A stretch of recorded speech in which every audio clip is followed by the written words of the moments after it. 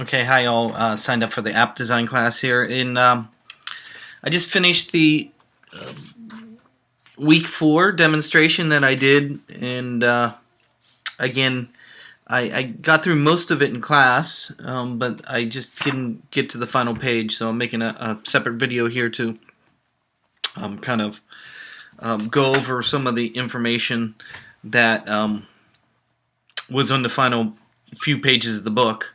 And in this case, I've already run the simulator here, so it's pulling the images and it's putting the name of the file on. It's a very nice example, I think, of how to display data within a table. Again, this is a table example, and these were in an array that was the image names and the names of the file were within an array of the Swift file that we were working on.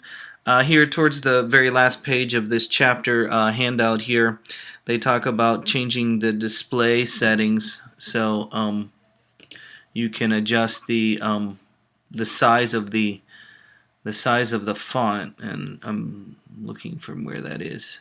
That's just down here, I guess. And basically, let me pause. Well, I was gonna change the size of the font.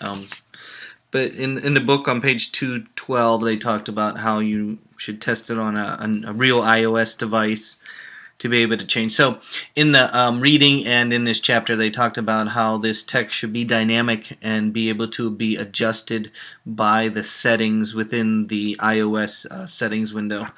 And I wanted to show you that, but I guess you have to really test it on an iOS device. So let me review the final pieces of this example here. Let me quit the simulator here for a moment.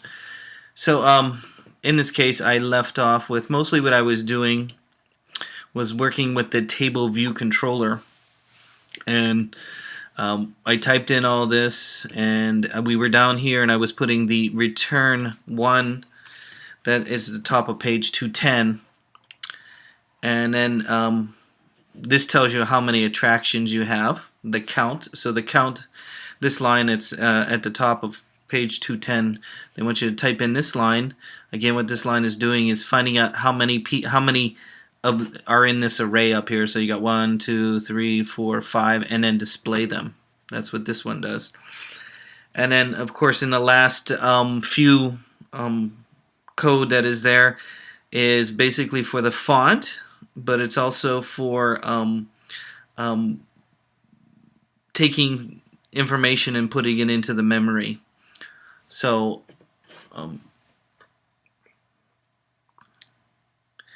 so each time it puts a new line into memory is basically what they're talking about. And then the rest was just to run the simulator. So hopefully, just to follow up here, I think in general, this chapter was a pretty easy way to learn how to display dynamic content. Again, some of the things we learned was programming-wise, which I'm not sure how much at the beginning of the book you've used. I know we're all the way up on chapter 29 in the book, but this variable it needs to be set to a string, and then of course there's a list. A string is a big list.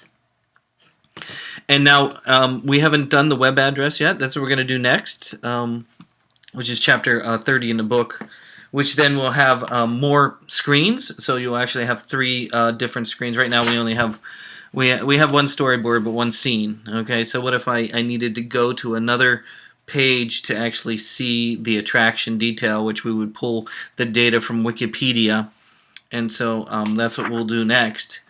And so you're making a lot of connections between connecting data and organizing the data. And so you should start thinking about how these layouts that we've been making here and the different I know we're just learning the application and learning some of the features. Hopefully you're getting used to using especially the pinning here, aligning things up. It's just going to take practice. The first couple times I did it, I made a lot of mistakes, especially typing in the code here. I made a lot of mistakes. sometimes it's easier just to download the the book sample, and you can open these up and you can copy and paste some of the code, unlike me having to type it all like we did in the classroom. I mean, the book gives you some nice samples. Oh, the pictures, I didn't show you that. To bring the pictures in, and so what you might want to do, and what would be kind of interesting, is if you instead of using the book assets, is to use your own pictures, again, to make an example like this chapter 30. That way you're practicing with your own things and not just using the book things.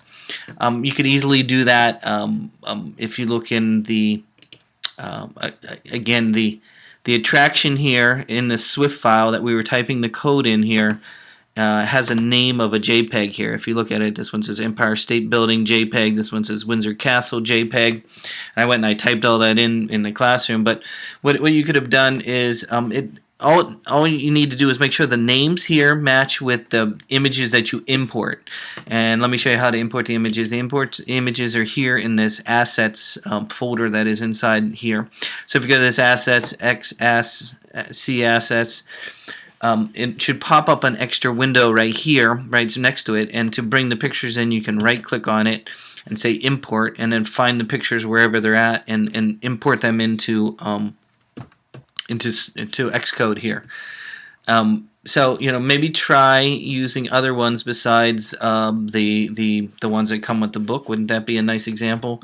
And different labels, and even put different links in there. I mean, if you think about it, you could put different links right here, and so you could have your own pictures going to your own locations. Maybe do a little travel app that you make where you again, there's names of a place, there's an image of a place, and then there's a link to a place. And next week we'll actually go and build the rest of the interface where the person clicks on the button and it actually goes again to Wikipedia and pulls in data from somewhere else and displays it on the screen. So try and make your own example if you can, instead of just following the book things here, and that way you can practice.